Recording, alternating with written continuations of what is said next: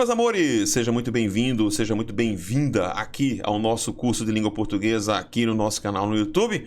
Eu sou o professor Rodrigo Bezerra, peço logo a você que, se possível, se inscreva aqui no nosso canal. Se você de repente achou esse vídeo aí numa busca direta no YouTube, se você ainda não está inscrito, não está inscrita, curta nossas redes sociais no Instagram para receber gotas diárias de conhecimento sobre a nossa língua portuguesa. Eu sou o professor Rodrigo Bezerra, estou no mercado há mais de 25 anos e eu sou autor da nova gramática da língua portuguesa para concursos, que no momento da gravação deste vídeo se encontra na 8ª edição. A propósito, todo esse curso foi gravado e está sendo divulgado com base na minha gramática. Portanto, todos os conteúdos que você vir aqui em nosso curso, eles são de inteira responsabilidade minha, ok? Então, seja muito bem-vindo mais uma vez, tá? E no vídeo de hoje, na nossa aula de hoje, nós vamos dar start ao conteúdo, ao estudo sobre o período composto, né? Você pode procurar aqui em nossa playlist do nosso curso os conteúdos referentes ao período simples, e aí vem aquela questão: professor,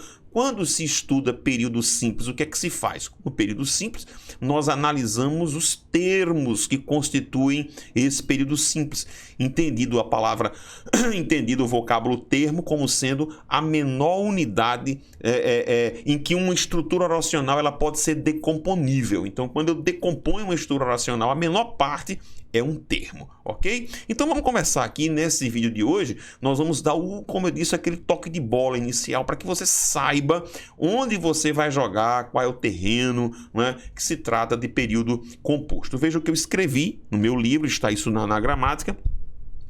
Partamos para o nosso segundo passo dentro de sintaxe, né? Primeiro passo foi o período simples.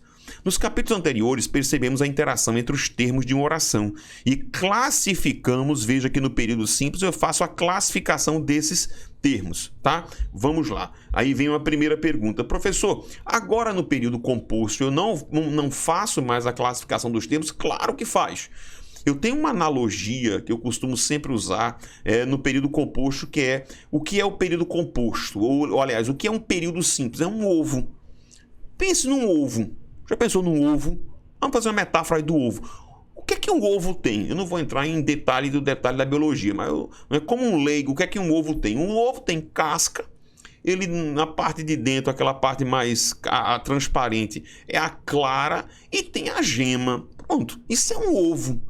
Beleza, isso é um período simples. Quando eu digo casca, clara e gema, isso é período simples, é análise dos constituintes internos desse ovo, beleza? Quando eu passo a estudar período composto, eu passo a colocar um ovo ao lado do outro ovo. Olha, eu olho aqui e digo: eita, agora eu tenho 2 ovos. Olha que coisa legal. Eu posso continuar analisando esses ovos como casca, clara e gema? Claro. Quando eu faço isso, eu estou fazendo o quê? Análise dos termos de uma oração. Não tem problema nenhum. Você, num período composto, poderá analisar os termos individualmente de uma dada oração. Mas veja o que vai acontecer com o período composto. Neste capítulo, continuaremos a estudar as funções sintáticas estabelecidas não mais agora entre os termos. Percebeu? Não é mais entre os termos, né? Os termos simples de uma oração, mas a relação entre as orações.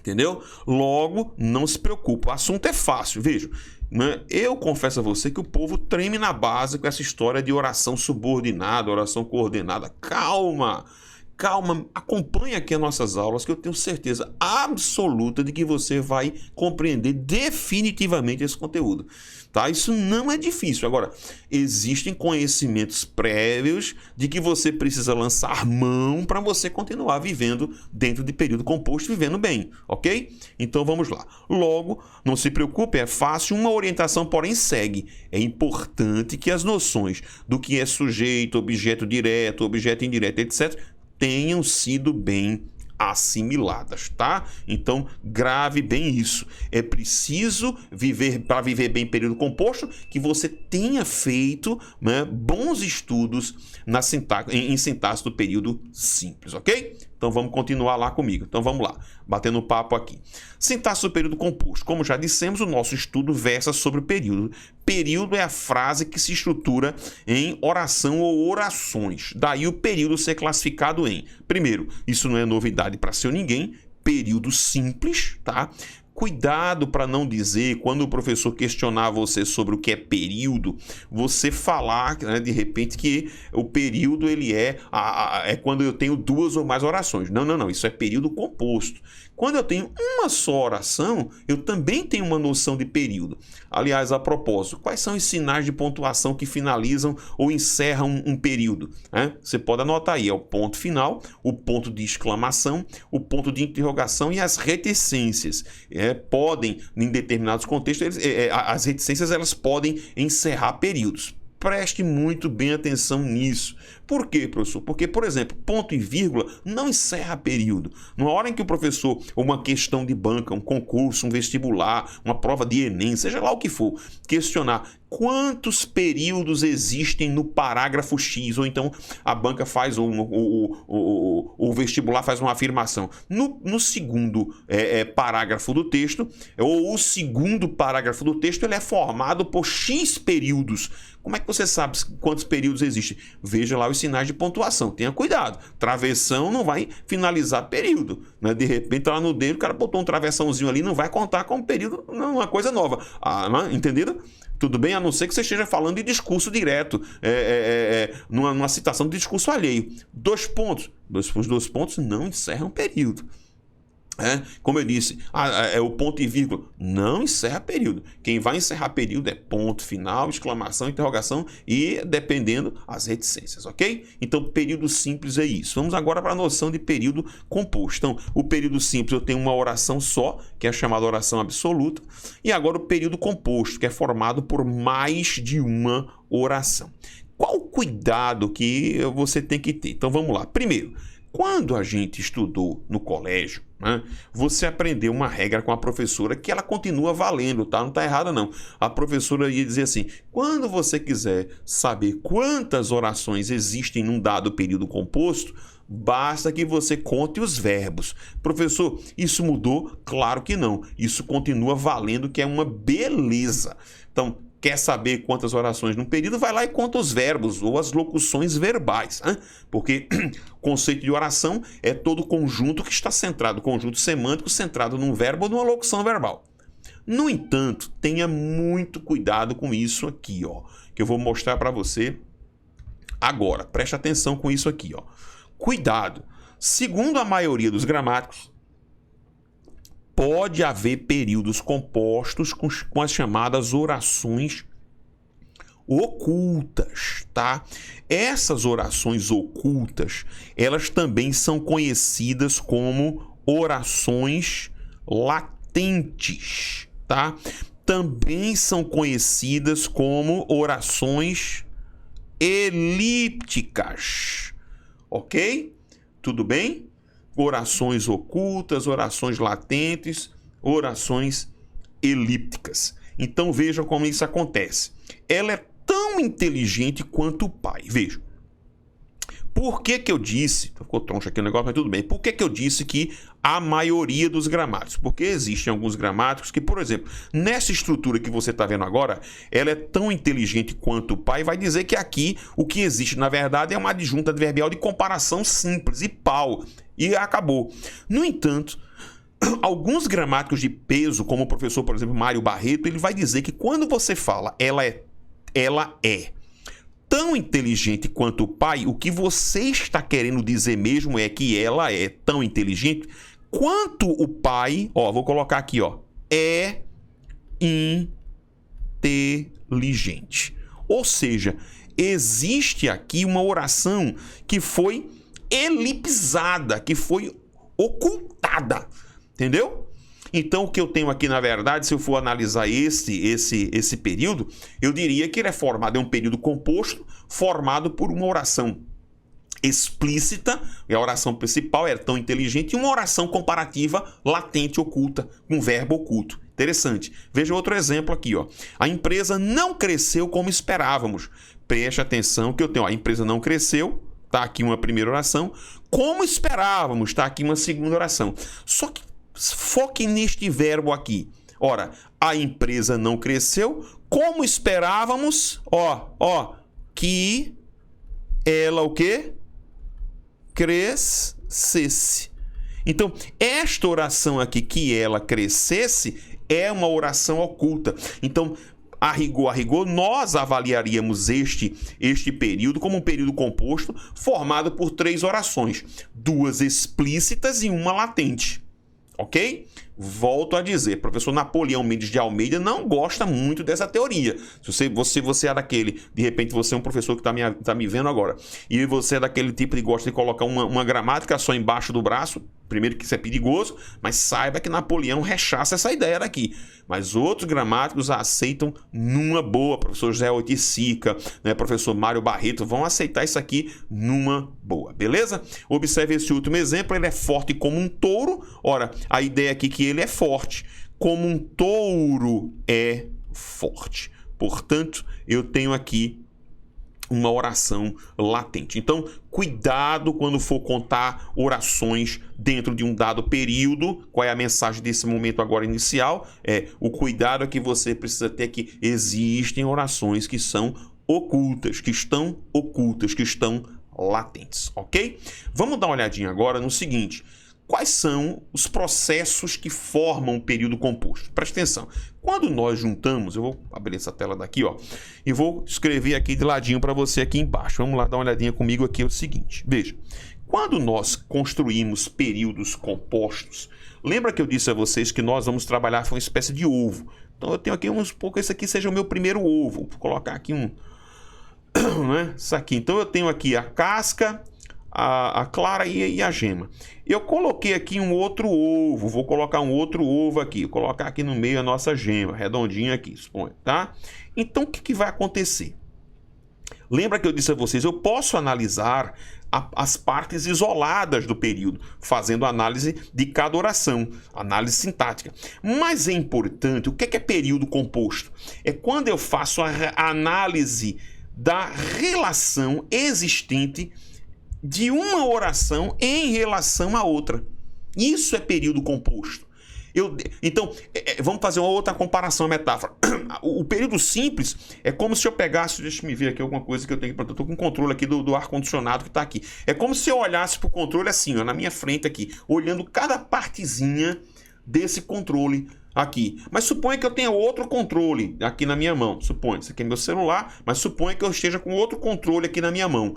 Então eu vou juntar esses 2 controles aqui e vou olhar a relação de um controle para o outro.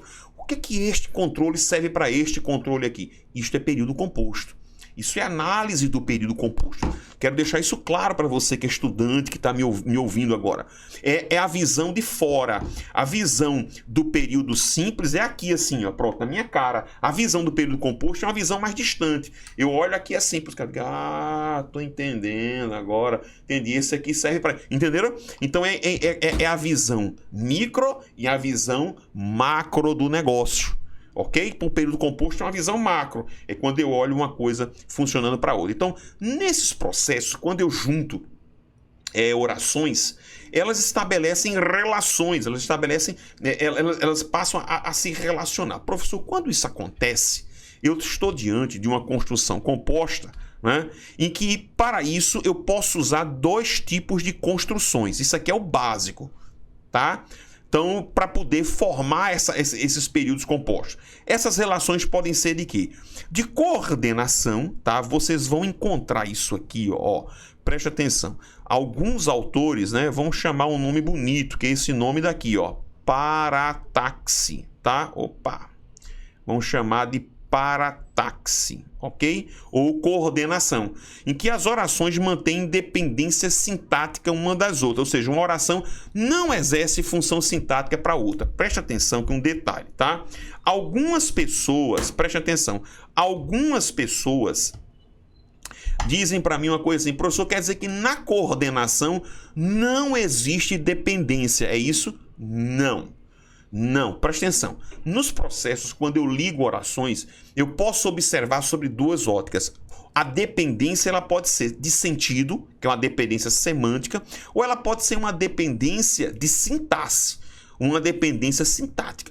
Não confunda as coisas. Na coordenação, quando eu ligo orações, quando eu ponho processos de ligação entre orações, o que existe na coordenação é não dependência sintática. Grave isso.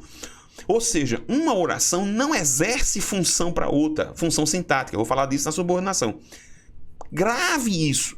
Mas existe dependência de sentido. Porque, por exemplo, quando eu digo ora ele fazia aquilo, eu tenho que dizer ora ele fazia aquilo outro. Ora ela fazia isso, ora ela fazia aquilo outro. Existe uma dependência de sentido. Não é? Quando eu digo, uma frase, eu acho que é do Júlio César, não me lembro que vim, vi, venci. Existe uma relação de semântica nesse enunciado, daquilo que se quer transmitir. Entenderam? De forma que quando eu tiro uma oração, eu prejudico o sentido. O que vai diferenciar a coordenação, a parataxe, da subordinação, a hipotaxe, que a gente vai falar sobre isso, é a não existência na coordenação de vínculo de sintaxe. Ou seja, não há função sintática. Ficou claro isso aqui?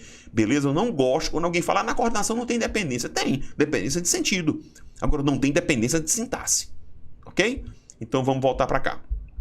Então voltando aqui. Então eu tenho dois processos básicos, tá? A coordenação e a subordinação. Agora sim, na subordinação, que alguns autores vão dizer, que é um processo chamado de hipotaxe. Vocês podem encontrar essas denominações. Por exemplo, o professor Evanildo Bichara vai usar isso. Essa nomenclatura. As orações estão ligadas umas às outras, ou seja, existe uma dependência não só, perceba, por um vínculo de sentido, mas principalmente por um vínculo sintático. Isto é, uma oração vai exercer uma função sintática para outra. Por isso, uma oração no período subordinado só subsistirá se a outra também existir e vice-versa. Por isso que quando nós recomendamos o estudo para vocês de período composto, a primeira coisa que você tem que saber é que você precisa dominar bem as funções sintáticas. Sem domínio de sujeito, objeto direto, indireto, complemento nominal, aqueles termos todinhos pelos quais nós passamos no estudo do período simples, você vai morrer aqui em período composto. Porque o que é período composto por subordinação? É uma oração exerce função sintática. Quais funções sintáticas? Aquelas pelas quais nós passamos. Isso quer dizer o seguinte, vamos traduzir. O que é uma oração subordinada? Né? O que é uma oração subordinada? É aquela que vai aparecer sob a forma de uma função sintática oracional. Como assim, professor? Você vai ver o sujeito na forma de oração, você vai ver o objeto direto na forma de oração, o complemento nominal na forma de oração. Como é que eu sei que ele é uma forma de oração? Porque ele vai estar centrado num verbo. O complemento deixa de ser um termo simples, com núcleo substantivo, e eu passo a ter uma oração funcionando como complemento nominal. Deu para sacar? Então isso é que é período composto. Gravem esse negócio para vocês entenderem essa nomenclatura e aí a coisa fica mais fácil, porque você vai decorar. Vamos lá, o que é oração? Oração é aquilo que... Por que chama de oração? Porque tem verbo. Ou locução verbal. Por que se chama de coordenada? Oração coordenada. Porque não tem vínculo sintático. As estruturas são colocadas lado a lado e elas se unem por um vínculo semântico, mas não tem dependência sintática. Por que se chama oração? Porque tem verbo. Por que se chama de subordinada? Porque uma exerce função sintática para a outra. Aliás, esse nome subordinado na gramática normativa está ligado à dependência de função. Como assim, professor? Quando eu digo que um termo está subordinado ao outro, é porque ele está estabelecendo uma relação sintática com o outro. É isso. Quando eu digo que o objeto direto ele é subordinado do verbo transitivo direto, pronto, é isso aí. A mesma coisa com o objeto indireto. E por aí afora vai. Beleza? Então vamos lá, voltando aqui comigo. Então veja só, em relação ao período composto, observem, é possível também que um período seja formado tanto por orações coordenadas quanto por orações subordinadas. Um momentinho, vamos pensar comigo um detalhe. Veja só. Professor, o que é que significa dizer isso? Os dois grandes processos, eles representam apenas a coordenação e subordinação. Só que alguns autores, alguns gramáticos, colocam outros processos para a construção do período composto. Só que os outros processos são todos decorrentes de coordenação e subordinação. Por isso que, se você for olhar a maioria das gramáticas, você só vai encontrar menção a dois processos. Elas não estão erradas. Só que, por exemplo, alguns autores vão dizer que é possível, e é possível sim, né, que você construa um período composto formado por um processo de coordenação e subordinação ao mesmo tempo. Ou seja, o que se chama de período misto, também conhecido como período complexo. Eu coloco no meu livro, na minha gramática, quando eu estudo as orações subordinadas, um pouco mais adiante, eu falo também de um processo chamado de correlação, que na verdade é uma construção especial em que eu tenho uma conjunção no processo bipartida entre a oração principal e a oração subordinada. Vou falar disso quando nós estudarmos aí, quando você assistir ao vídeo sobre período composto por subordinação. Então não se preocupe com isso. Então, alguns autores chegam a colocar 4 processos: coordenação, subordinação, coordenação e subordinação, também chamado de período misto ou complexo, e um outro processo chamado de correlação. Quem fala muito sobre esse processo de correlação é o professor Rocha Lima. Se você pegar a gramática dele ou pegar o livro dele de análise sintática, você vai encontrar ele falando bastante sobre esse processo de correlação, tá bom? Então vamos lá. Vamos ver alguns exemplos. Observem aqui, ó, o Conselho de Defesa Nacional é órgão de consulta do Presidente da República e, observe aqui, construção de período composto. Observe, eu tenho 2 verbos, né, claros aqui. Eu tenho um período composto formado por coordenação, 2 orações. Ou seja, o conselho é o órgão, o conselho atua. Beleza? Veja que não existe vínculo, dependência sintática, apenas uma construção de sentido. Veja, número 2, quando o presidente observa a importância dessas conexões, nós vamos falar sobre isso, ó. Quando o presidente e o vice-presidente não assumirem o cargo no prazo de 10 dias a partir da posse, observe a outra oração, o cargo será declarado vago. Então eu tenho aqui, observe o verbo, eu tenho o verbo assumir e eu tenho aqui uma locução verbal será, né, declarado, ok? Tudo bem? Então eu tenho aqui período composto, 2 orações. Número 3, veja, ele disse, um verbo, que amanhã irá ao show. Observe outra, se não chover e se não houver aquele engarrafamento que tanto tem, tem infernizado a vida dos paulistanos. Veja, 1, 2, 3, 4, 5. Eu tenho 5 orações, esse último aqui formada por um tempo composto. Vejam que coisa curiosa, né? Eu tenho aqui um período composto em que eu tenho inclusive uma coordenação num período subordinado, então é um período misto, tá? Período formado por coordenação e subordinação. Ele disse, uma oração, que amanhã irá ao show, outra oração. Se não chover, outra oração. Se não, observe, coordenação aqui no meio. E se não houver aquele engarrafamento, outra oração. Que tanto tem uma oração. Então eu tenho aqui oração principal, tem oração subordinada, substantiva, objetiva direta, que é essa segunda aqui. Eu tenho 2 condicionais e uma oração adjetiva, 2 subordinadas condicionais e uma subordinada adjetiva e uma subordinada substantiva, objetiva direta, tá? Período composto. Algumas orientações para nós terminarmos o vídeo de hoje, né? Aliás, a nossa aula é este vídeo, tá? E você poder assistir aos vídeos sobre orações coordenadas e subordinadas. Número 1.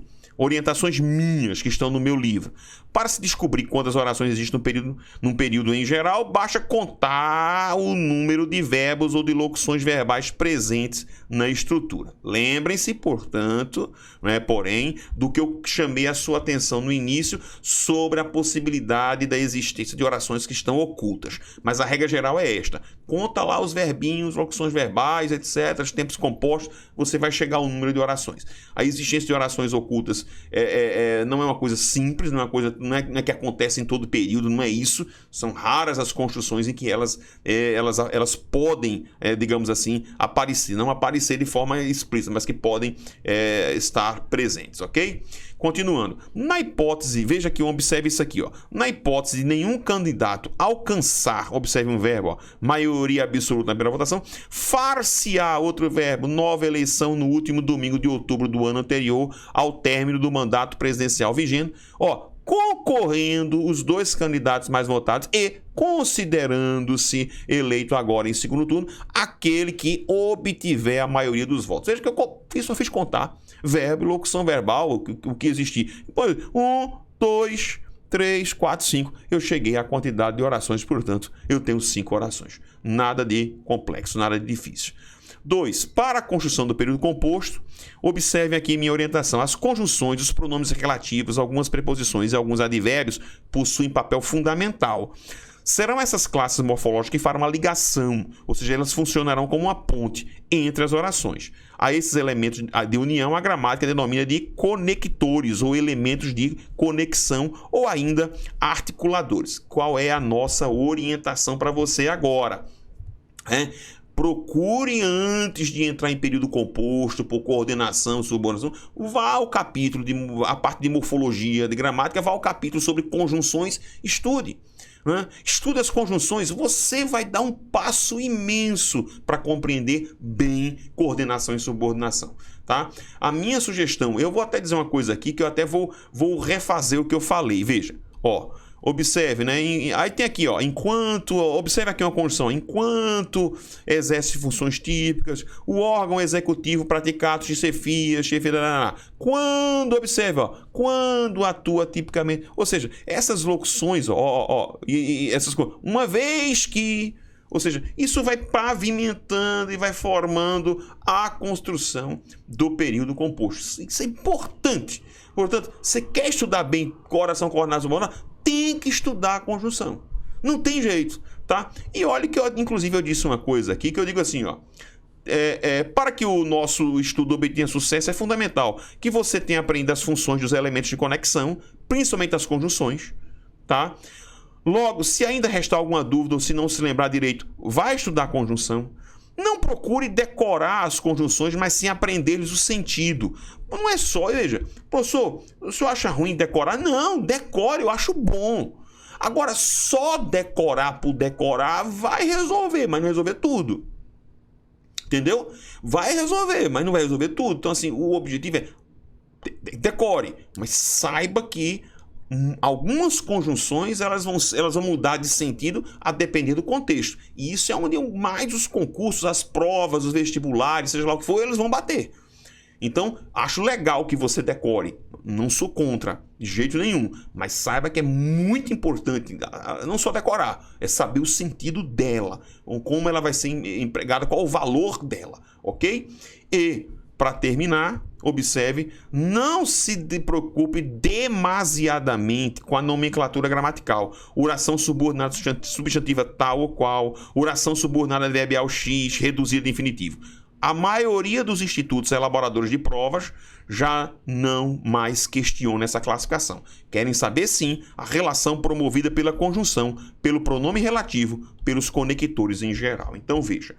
Eu gravei este vídeo com o objetivo de dar essa introdução para vocês dizer assim, pô, professor, agora eu entendi.